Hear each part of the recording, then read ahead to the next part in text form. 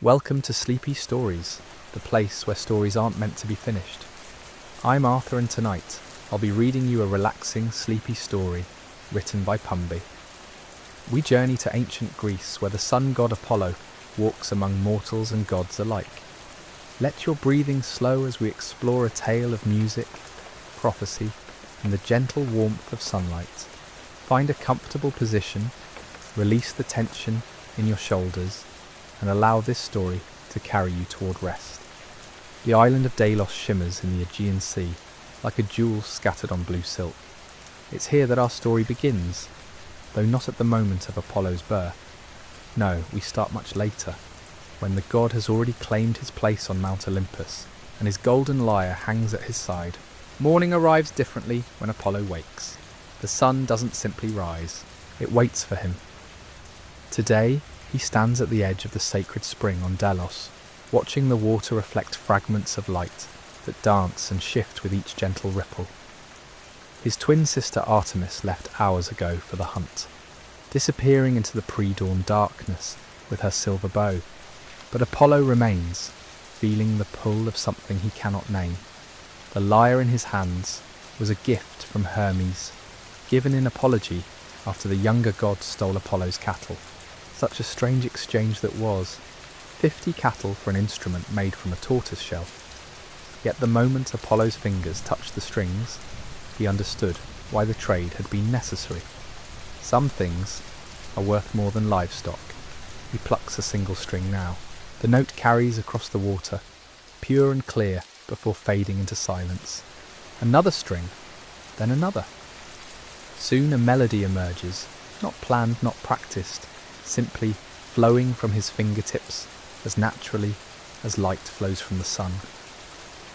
A young priestess approaches along the white stone path. Her name is Cletia, and she tends the oracle's temple. She stops when she hears the music, her sandaled feet becoming still on the warm stones. "You play as though the music already exists," she says softly, "and you're simply revealing it." Apollo smiles without looking up. Perhaps it does exist. Perhaps all melodies float in the air around us, waiting for someone to catch them. She considers this as she sits on a nearby rock, careful not to disturb him. Clytia has served at the oracle for 3 years now, and in that time she's learned that gods rarely speak in straight lines. Their words curve and bend like light through water. "I came to ask about the prophecy from yesterday," she begins, "the one about the shepherd's son. What about it? It troubles me.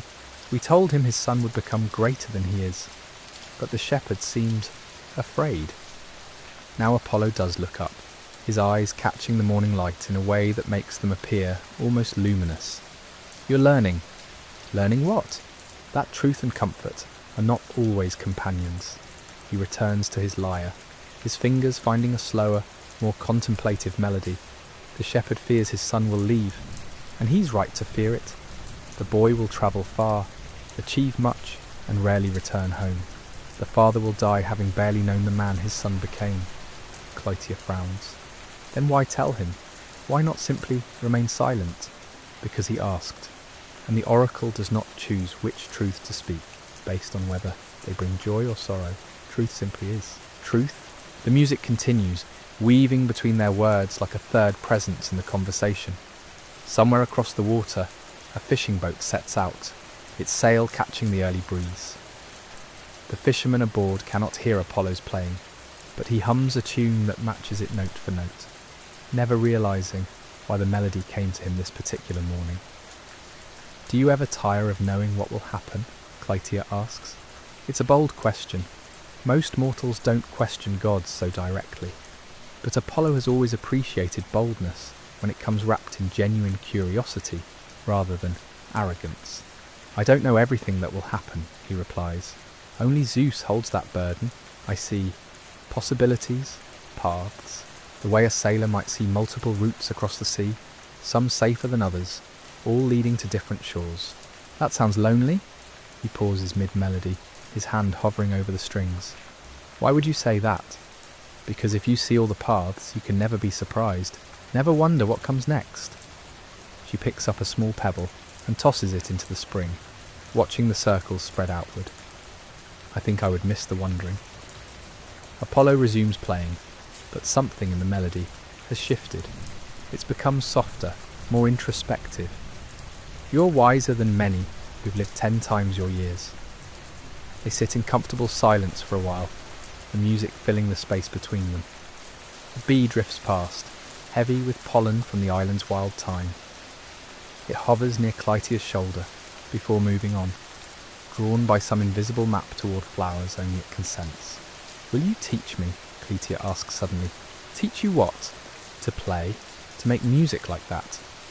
Apollo's fingers still on the strings. He studies her face, seeing something there that reminds him of why he bothered with mortals at all. That spark of wanting to create, to understand, to reach beyond the limitations of a short life and touch something eternal. "Music isn't taught," he says finally. "It's awakened. But yes, I can help you find what's already inside you." He holds out the lyre, and Clytia's eyes widen. "I couldn't possibly take it, just for a moment."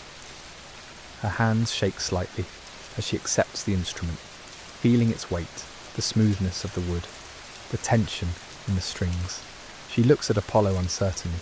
"What do I do?" "Close your eyes. Think of something that makes you feel peaceful. Then let your fingers find it." Clytia closes her eyes.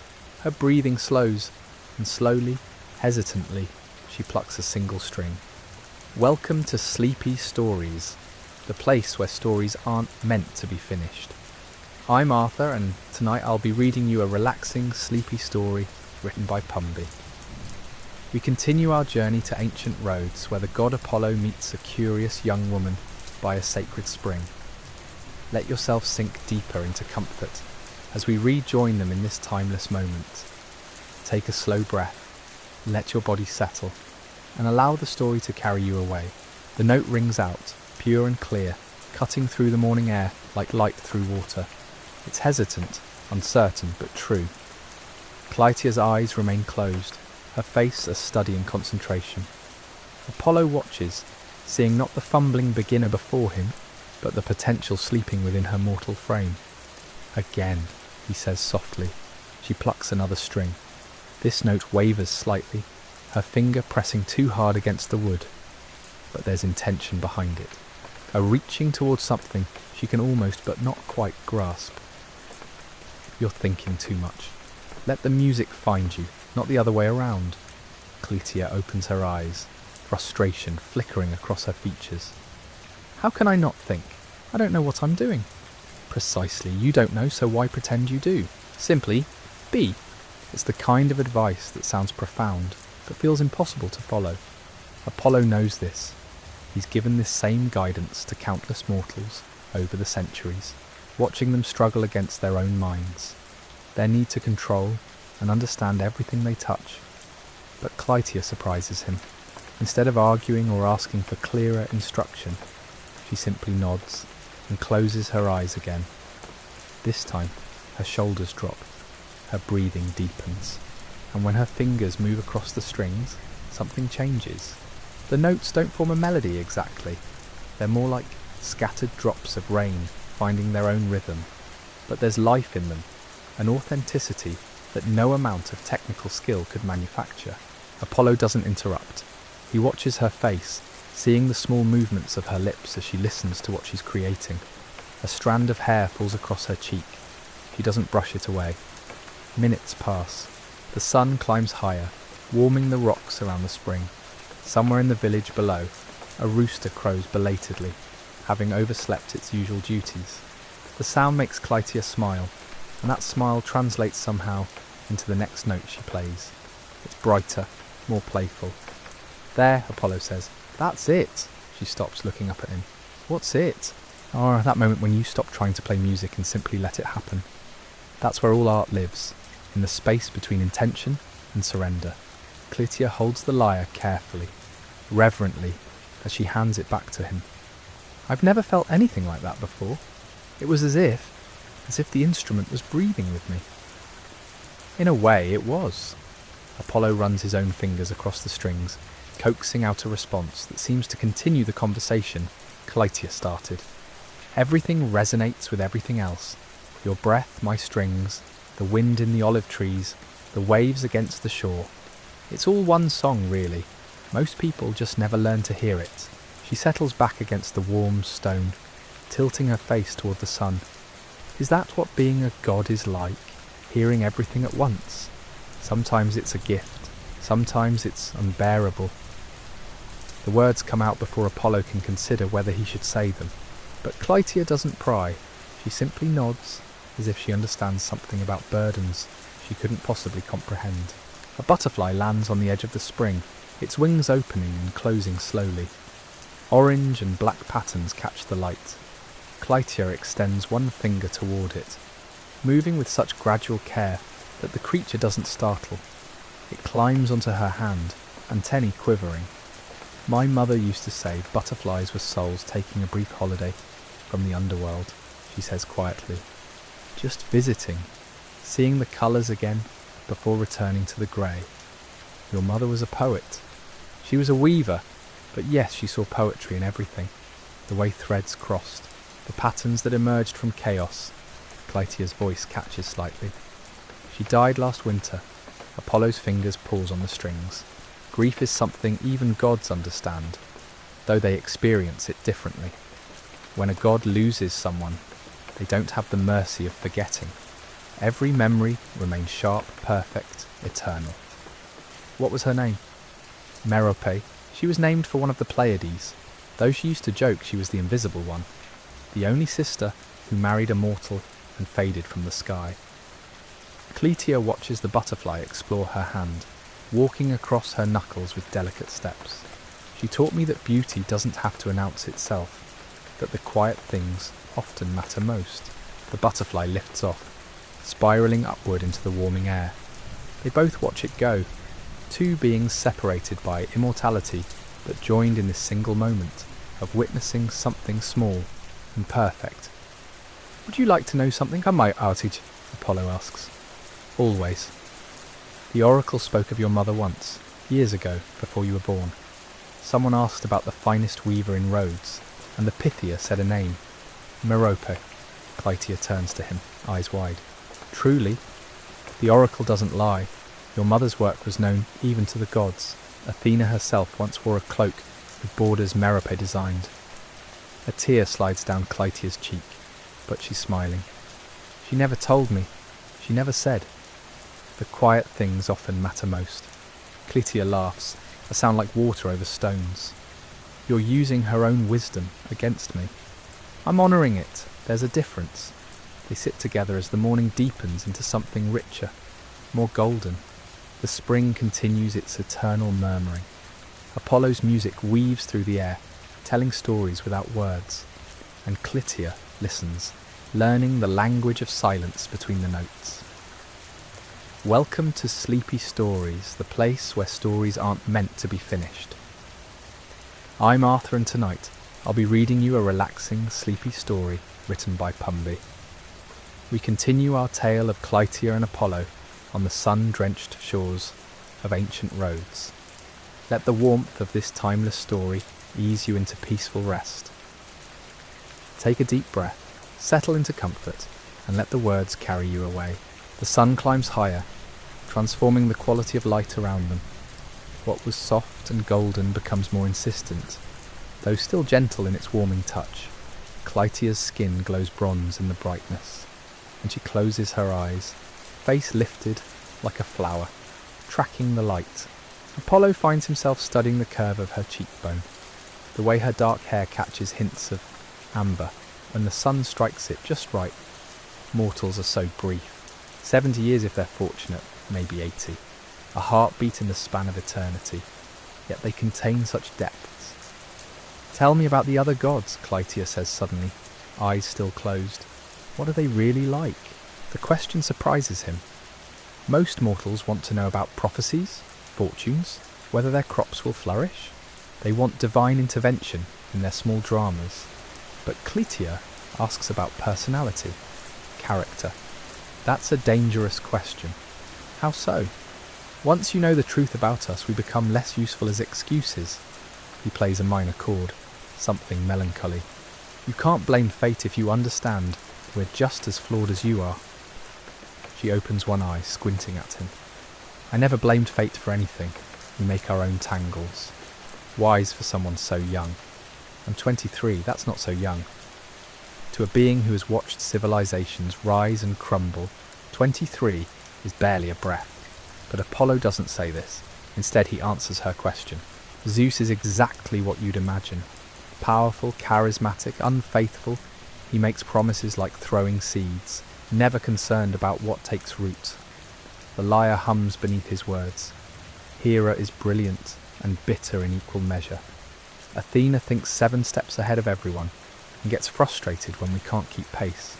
Artemis is probably the only one of us who's genuinely happy, because she decided what she wanted and never let anyone tell her otherwise.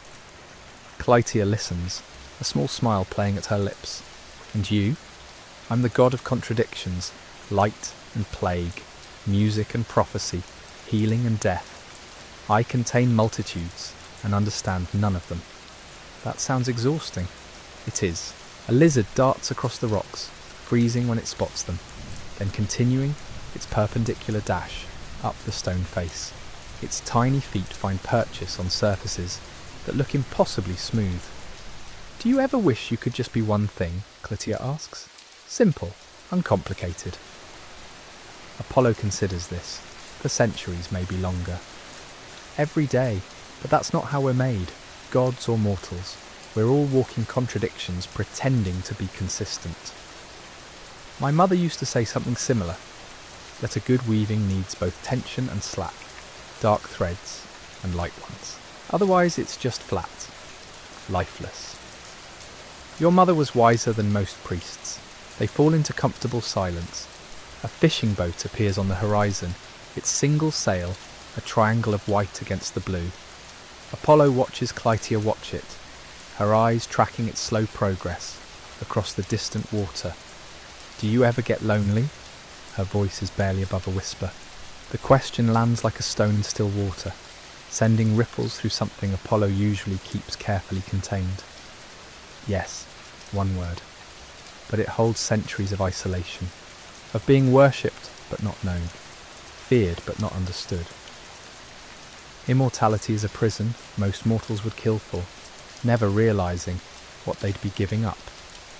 Clytia turns to face him fully. I think that's the saddest thing you've said all morning. I didn't mean to burden you. You're not, I asked. She draws her knees up, wrapping her arms around them.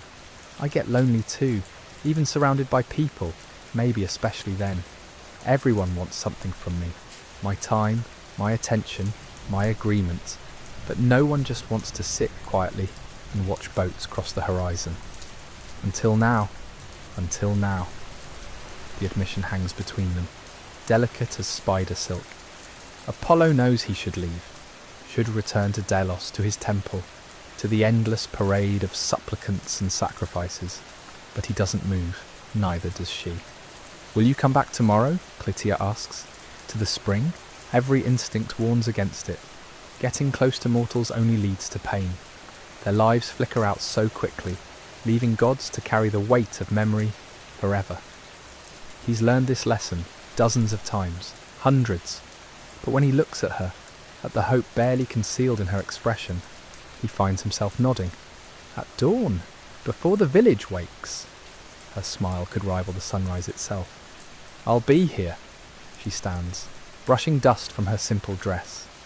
The butterfly from earlier has returned, landing briefly on her shoulder before dancing away toward the olive grove. Clytia watches it go, then looks back at Apollo. Thank you for the music, for listening, for telling me about your mother seeing the oracle's words.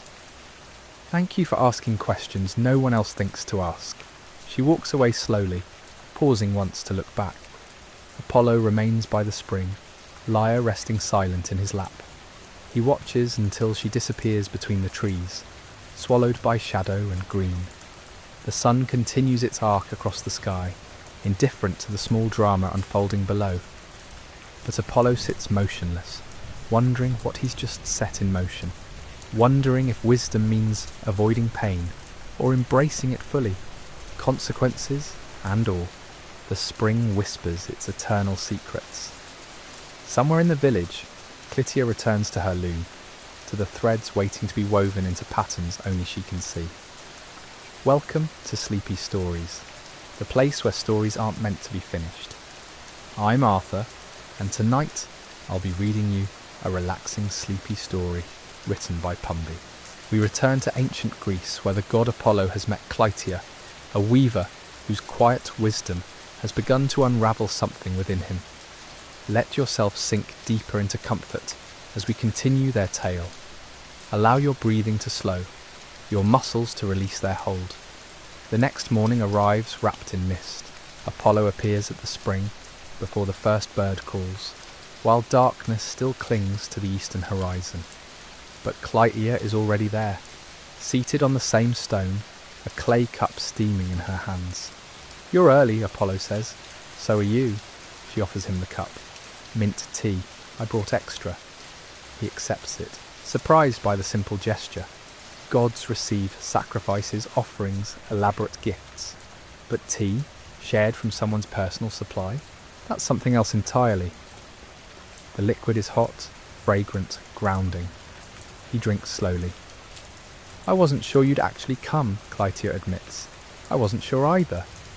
She laughs softly. "At least you're honest about your uncertainty." They sit together as dawn breaks. This time Apollo doesn't play immediately. Instead they watch the transformation of sky from black to grey to that particular shade of blue that exists for only moments before true sunrise.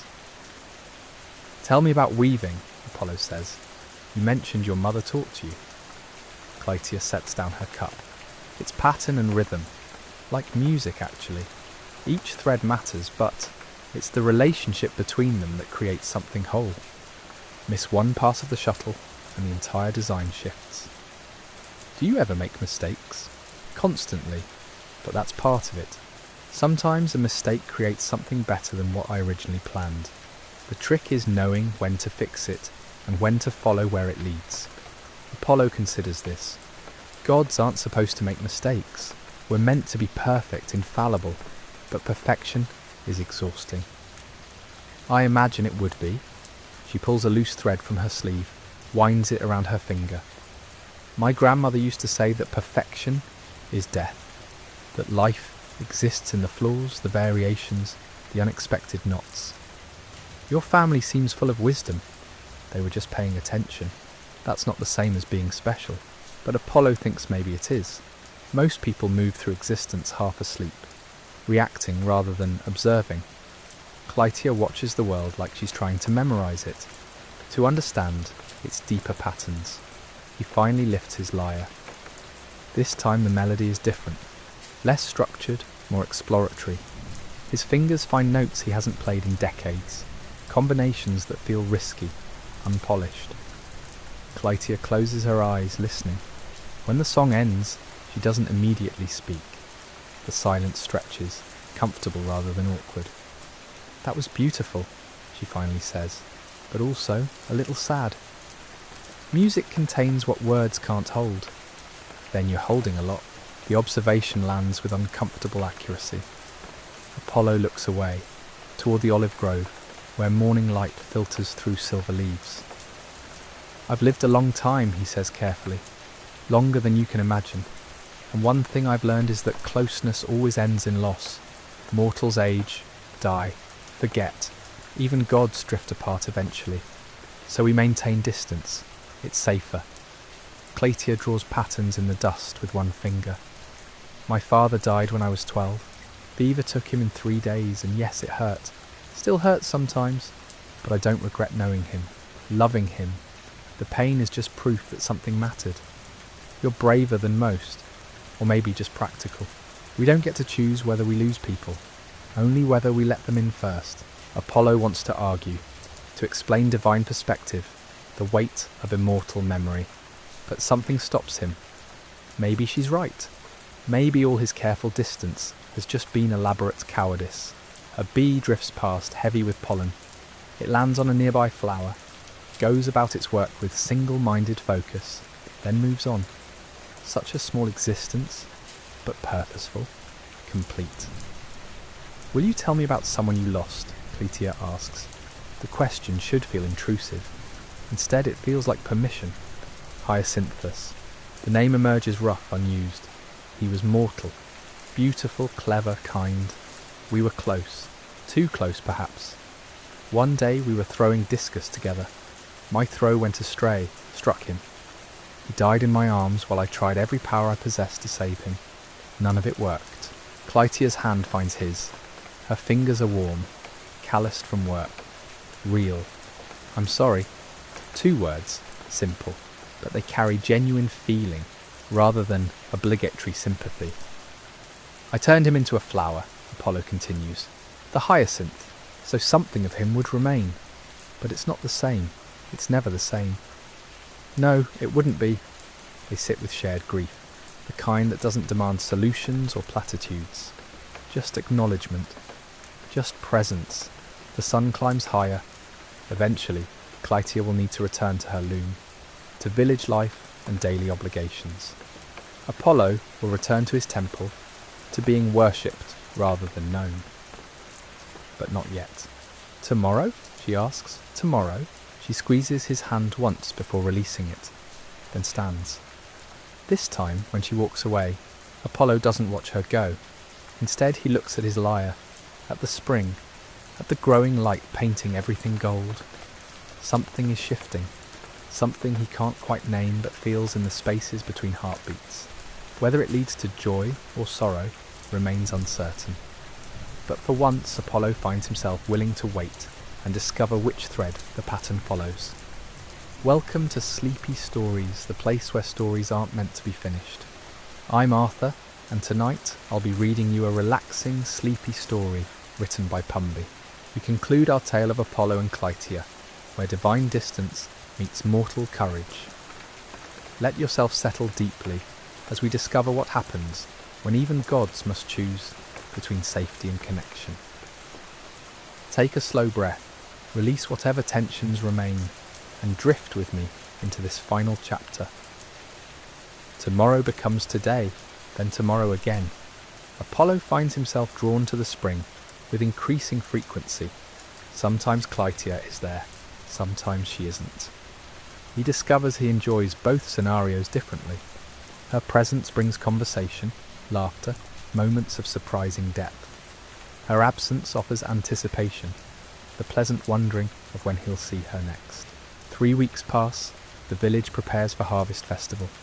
Apollo watches from his temple as decorations go up, as rehearsals for dances begin in the square. Cleitia has mentioned the celebration several times, always casually, never quite an invitation, but perhaps a hope. He shouldn't attend. Gods don't mingle at mortal festivals, not like this. Observation from afar is acceptable. Participation crosses lines, better left intact. Yet when evening arrives, Apollo finds himself walking toward the village centre, not in divine radiance, but simple human form. Dark hair, ordinary clothes, nothing to announce his presence beyond a face Cleitia would recognise. The square overflows with music, food, celebration. Children weave between adults, chasing each other with sticky hands and bright laughter. Elderly villagers sit along the edges, clapping in time to familiar songs. Everyone belongs to this moment, this community, this shared joy in another year survived and harvested. Apollo feels conspicuously separate until Cleitia appears beside him. You came. Her smile could illuminate darkness. I wasn't certain you would. Neither was I. She takes his hand without hesitation, pulls him toward the dancing. Then I'm glad uncertainty lost. The music is simple compared to celestial harmonies. The steps are basic, repeated patterns anyone can follow. But there's something in the collective movement, the way individual bodies create unified rhythm, that touches something Apollo has forgotten existed. Cleitia laughs when he stumbles, not mockingly, but with genuine delight. The great Apollo, clumsy at harvest dances, who would believe it? No one, which is why you can never tell anyone. Your secret is safe. She spins under his arm, returns closer than before. Though I might require payment for my silence? Blackmail now? Our friendship? Coffee sometimes? Maybe more dancing, since you clearly need the practice. The song ends, another begins. They keep moving. Hours dissolve. Apollo talks with villagers who don't recognize divinity in human skin.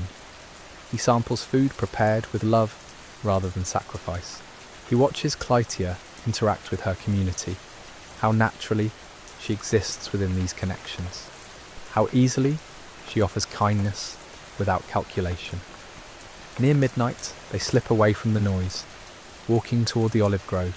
Stars multiply overhead, familiar patterns Apollo has watched since their creation. But tonight, they seem arranged differently, or perhaps he's seeing them through changed perspective. "Thank you for coming," Clytia says. "I know it probably seemed trivial to you." Nothing about tonight was trivial. They reach the spring. Moonlight turns the water silver. The lyre rests where Apollo left it yesterday, waiting patiently for his return. Clytia sits at the water's edge, trails her fingers through the reflection. "Can I ask you something? Always? What happens now, after tonight?" The question carries weight beyond its words. Apollo understands what she's really asking. Where does this lead? What comes next? Can gods and mortals build something lasting, or is this just a beautiful interlude before inevitable ending? He sits beside her, not too close, not too far. "I don't know," he admits. "I've never been here before, not like this. That makes two of us." Silence settles, comfortable and full. A night bird calls from somewhere in the grove. The spring murmurs its endless conversation with stone and earth. Everything feels suspended between moments, between breaths, between what was and what might be. "I'm afraid," Apollo says quietly, "of caring again, of loss, of repeating history. I'm afraid too, of not being enough, of getting hurt, of wasting the time I have being too scared to really live." You make it sound simple. It's not, but staying closed is its own kind of death, just slower, quieter. Apollo picks up a small stone, turns it over in his palm. Ordinary rock, shaped by water and time. Nothing special, except that it exists here, now, part of this moment. He places it carefully beside the spring. "I don't have answers," he says. "I can't promise how this ends, but I think I'd like to find out, if you're willing." Clytia's smile is soft, real, touched by moonlight and hope. "I think I'd like that too." She leans against his shoulder. He doesn't pull away. They sit together as night deepens, as stars wheel overhead in their ancient dance, as the world continues its patient turning. Tomorrow will bring its own questions, its own challenges, but for now, there is this: connection, possibility, the courage to remain open despite fear. Apollo breathes deeply, feeling truly alive in ways immortality often forgets. Perhaps that's what mortals understand, that gods must learn. That meaning lives not in endless duration, but in precious presence, in choosing connection despite its fragility, in being brave enough to let someone matter. The spring whispers its agreement. Somewhere in the grove, dawn begins its slow approach, and Apollo discovers he's no longer counting the cost of closeness. He's simply grateful for its existence. Apollo lifts his lyre as first light touches the horizon. His fingers find the strings, and the melody that emerges carries everything words cannot hold. Joy and sorrow, beginning and ending. The eternal dance between holding on and letting go. Clytia listens, with her eyes closed, her breathing synchronized to the rhythm of his playing. When the final note fades into the dawn chorus of birds, she opens her eyes and looks at him with understanding that transcends her mortal years. "That was different," she says. "Lighter somehow." Wipes his eyes aside. "Perhaps I am." The sun breaks fully over the horizon now, painting the spring in shades of amber and gold. Apollo feels its warmth differently today, not as something he controls or commands, but as something he shares, a gift given freely rather than a power wielded. Clytia stands, stretches, prepares to return to her loom and the day's obligations, but she pauses, looking back at the god who has chosen presence over distance, risk over safety. Same time tomorrow? Apollo nods, feeling something unfamiliar settle in his chest. Not the burden of prophecy or the weight of eternity. Something simpler, more human. Hope, perhaps. Or maybe just the quiet contentment of knowing that tomorrow matters because someone will be there to share it. She walks away through the olive grove, and this time Apollo watches until she disappears. Not with sadness, but with anticipation. The pattern continues to weave itself, thread by thread, moment by precious moment. And for once, the god of prophecy chooses not to look ahead. He simply remains here, now, grateful for the beauty of not knowing what comes next. The spring continues its eternal murmuring. The world turns, and in the growing light of morning, Apollo discovers that perhaps the greatest wisdom is not in seeing the future, but in having the courage to meet it with an open heart.